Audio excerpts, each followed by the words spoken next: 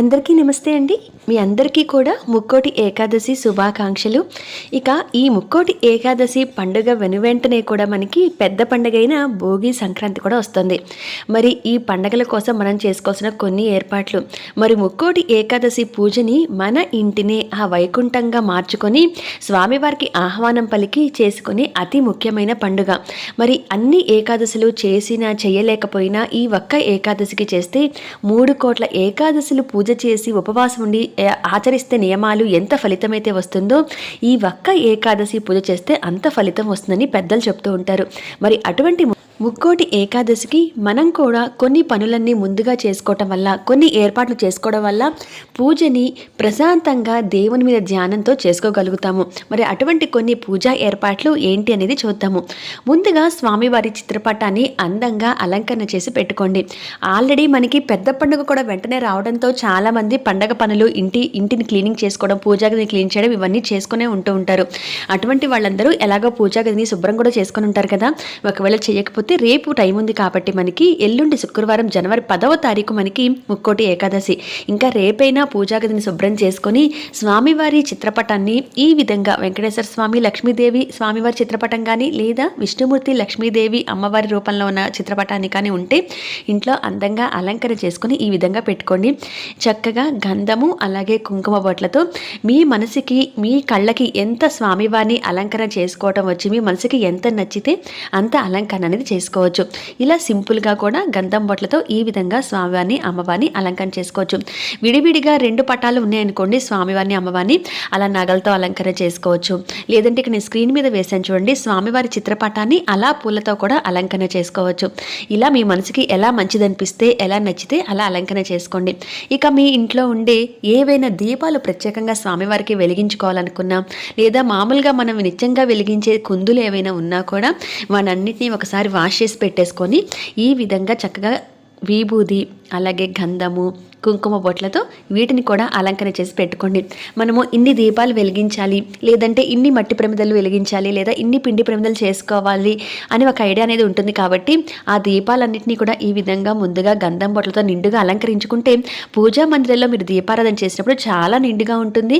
ఈ అలంకరణ ఇదంతా కూడా మన కోసమేనండి. మనం పూజ దగ్గర కూర్చున్న 10 నిమిషాలు కూడా భక్తిభావంతో ఇల్లంతా కూడా పాజిటివ్గా ఒక పండగ వాతావరణంగా నిండుగా చేసుకోవడం గురించే. ఇది స్వామివారి గురించి కాదు, మన గురించి.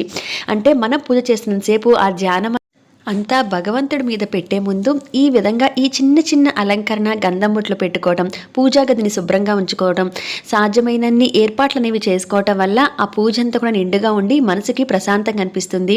అందుకని మాత్రమే ఈ అలంకరణ నచ్చితే కనుక చేసుకోండి. ఇలాగే ఈరోజు ఈసారి శుక్రవారం వచ్చింది ముక్కోటి ఏకాదశి. ఎవరైనా కామాక్షి దీపం ఇంట్లో ఉంటే అమ్మవారికి ప్రత్యేకంగా వెలిగించుకోవాలి అనుకుంటే ఇలా అందంగా అలంకరణ చేసుకొని ఆ కామాక్షి దీపాన్ని కూడా మీరు వెలిగించుకోవచ్చు. లేదంటే మీరు మామూలుగా చక్ర దీపాలు అవి కూడా లేవంటే మామూలుగా నిత్యంగా పూజ చేసుకునే దీపపు కుందులైనా సరిపోతాయండి. మనకి భగవంతుడు శక్తి ఇచ్చిన దాంట్లో మన దగ్గర ఏవైతే ఉంటాయో వాటితో పూజ చేసుకుంటే సరిపోతుంది. మీ దగ్గర ఉన్న వస్తువుల్ని ఉపయోగించి అందంగా అలంకరణ చేసుకోదలుచుకుంటే ఈ విధంగా చేసుకోండి. ఇక్కడ మనం ఈ దీపపు కుందులు తులసమ్మ దగ్గర పూజ చేస్తాం, అలాగే ఇంట్లో నిత్య దీపారాధన దగ్గర చేస్తాం, లేదా ప్రత్యేకంగా పీఠం పెట్టినట్లయితే అక్కడ కూడా కావాలి. కాబట్టి దాన్ని బట్టి మీరు ఎన్నైతే వెలిగించుకోవాలనుకుంటున్నారో వాటికి ఇలా గంధం బొట్లు పెట్టి అలంకరణ చేసి పెట్టుకోవచ్చు. ఇక అలాగే పిండి ప్రమిదలు వెలిగిస్తూ ఉంటాం, పిండి దీపాలు చేసుకుంటూ ఉంటాం. అయితే ఈ పిండి దీపాలు మాత్రం మనం ముందుగా చేసుకోవడానికి అవ్వదు. అంటే పూజ చేసుకునే రోజు మనం ఉదయం పూట పూజ చేసుకునే ముందు కొంచెం పిండిని తడిపి పెట్టుకుని ఒక 20 నిమిషాలు, ఒక పావు గంటనే కలిసి నానపెట్టుకుంటే క్రాక్స్ అనేవి లేకుండా వస్తాయి. కాబట్టి పిండి అనేది ముందు రోజు కన్నా కూడా అప్పటికప్పుడు తడిపి పెట్టుకుంటేనే మనకి బాగా వస్తాయండి. తడిపి పెట్టుకొని ఈ విధంగా పిండి దీపాలు మాత్రం మనం చేసి పెట్టుకోవచ్చు. ఇవి ఒకటే వెలిగించాలి, 2 వెలిగించాలి అలా ఏం లేదు. మీరు ఎన్ని దీపాలు వెలిగించుకోవాలన్నా వెలిగించవచ్చు. కాబట్టి దానికి తగ్గట్టుగా పిండిని అయితే రెడీ చేసుకోండి.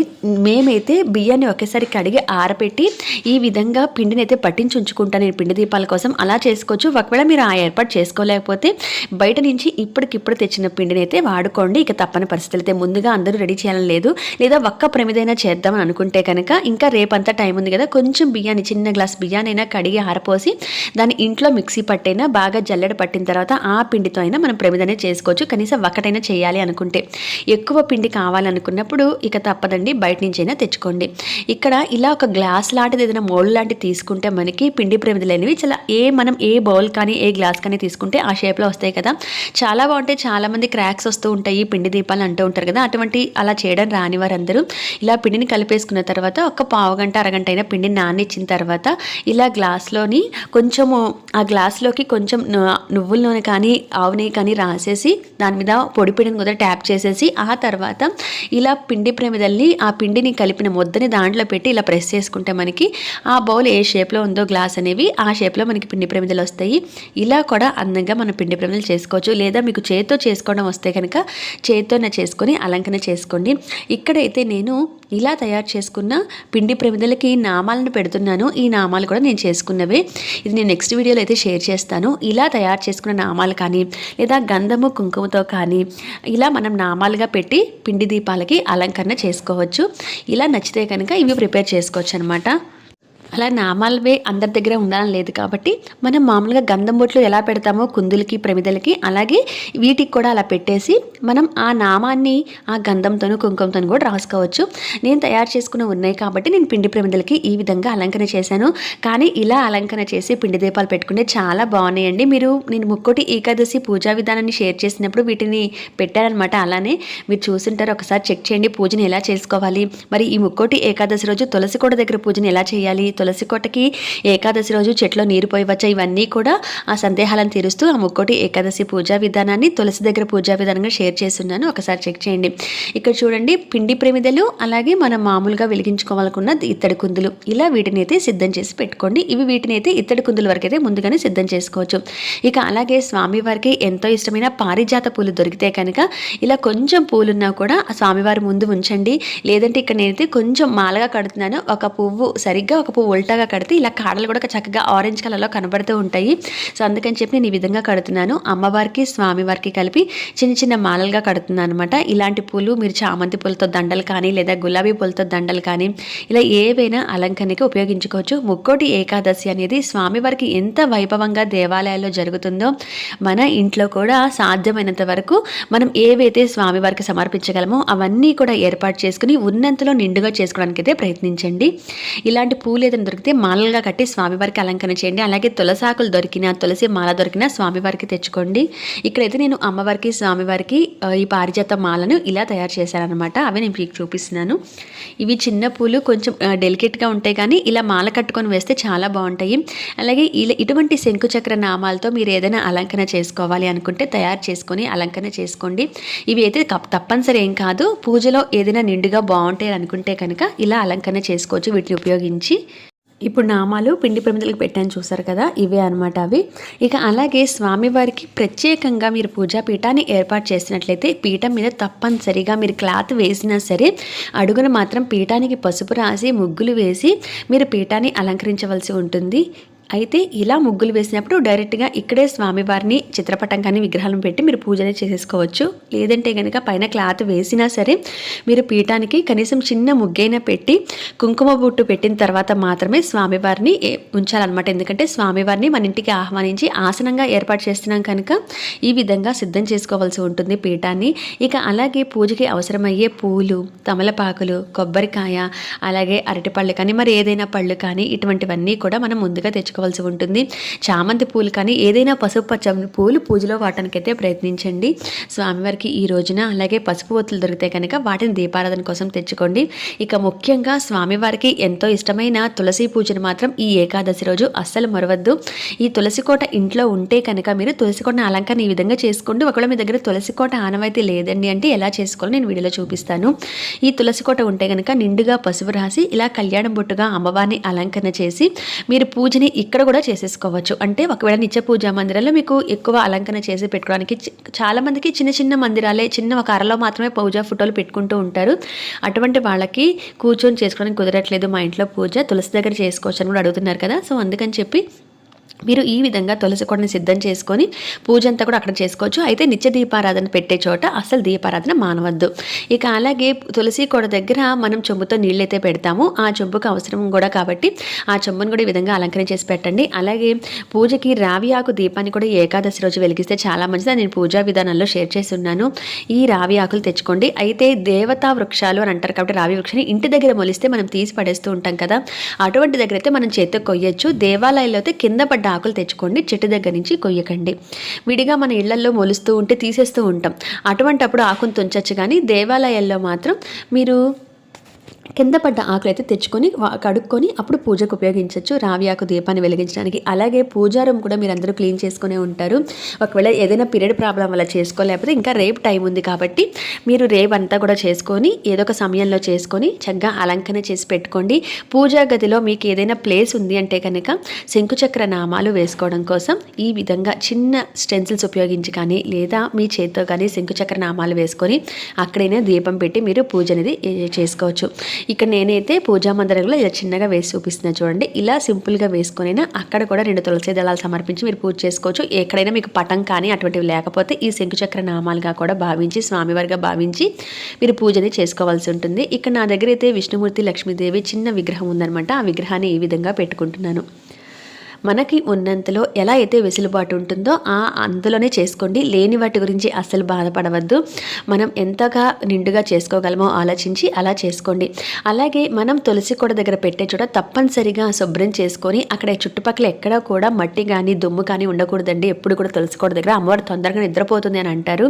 కాబట్టి తులసి కోటను ఏ విధంగా అయితే అలంకరణ నిండుగా చేసుకున్నామో తులసి కోట దగ్గర పూజ చేసేటప్పుడు ఈ విధంగా జేగురు ఉంటే జేగురు రాయండి, పసుపు రాయండి. లేదంటే కనుక మీకు పసుపు నీళ్ళతో కొంచెం నీళ్లు ఒక స్పూన్ కొంచెం హాఫ్ స్పూన్ పసుపు నీటిలో వేసి ఆ నీటిని చలకరించైనా శుభ్రం చేసుకునే సరిపోతుంది తులసి కోట దగ్గర పెట్టే చోట. అలాగే ఇక్కడ స్వామివారి నామాన్ని వేసి ఇక్కడ కూడా దీపారాధన చేసుకుంటాం కనుక ఇంట్లో పూజ చేసిన వారైనా చేయని వారైనా సరే దీపారాధన అనేది నిత్య దీపారాధన దగ్గర పెడతారు. తులసి దగ్గర తప్పనిసరిగా ముగ్గులు వేసి ఈ విధంగా శంకుచక్రాలు వేసుకోండి. ఇక్కడైతే ఈ విధంగా అలంకరణ చేసుకోవచ్చు. ఇక్కడ అయితే పసుపు కుంకం వేసి సింపుల్గా చిన్న ముగ్గు శంకుచక్ర నామాలతో చిన్న పద్మం వేసైనా పెట్టుకోవచ్చు, మీకుండే ప్లేస్ని బట్టి పెట్టుకోండి. ఇక్కడ నేనైతే ఈ విధంగా అలంకరణ చేశాను చూడండి. ఇక్కడ నేను తులసి చెట్టు దగ్గర పూజ ఎలా చేయాలో నేను చేసి చూపించాను, ఒకసారి ఆ వీడియోని చెక్ చేసేయండి. అలాగే ఇలా చిన్న పీట ఉందనుకోండి, ఆ పీట మీద కూడా మీరు స్వామివారి పాదాలు వేసి స్వామివారే మన ఇంట్లోకి వచ్చినట్టుగా మన ఇల్లే వైకుంఠంగా స్వామివారి ఆహ్వానించినట్టుగా భావించి ఇటువంటి చిన్న పీటలున్నా కూడా పెట్టుకోవచ్చు. పూజకి పెట్టుకొని స్వామివారి పాదాలు వేసుకోండి. శుక్రవారం వచ్చింది కాబట్టి అమ్మవారి పాదాలను వేసుకొని మీరు పూజకి ఏర్పాటు చేసుకోవచ్చు. ఇవన్నీ కూడా మనం ముందుగా కొన్ని చేసుకుంటే తెల్లవారుజాము లేచినా కూడా వెంటనే స్నానం చేసి ఇల్లు వాకిలు మరొకసారి శుభ్రం చేసేసుకొని స్నానం చేసేసి ఆ తర్వాత వెంటనే పూజకు కూర్చోవచ్చు. ఈ పనులన్నీ కూడా మనకి చాలా టైం అనేవి తీసుకుంటూ ఉంటాయి కాబట్టి ముందుగానే మనం ఏ పని ఎప్పుడు కుదిరితే అప్పుడు చేసి పక్కన పెట్టుకోవచ్చండి. ఈ ముగ్గులవన్నీ కూడా ముందు రోజే చేసేసుకొని అలంకరణ అంతా చేసి ముందు రోజే చేసి ఉంచుకోవచ్చు, ఏం పర్లేదు. కాబట్టి ఈ విధంగా చేసుకోండి.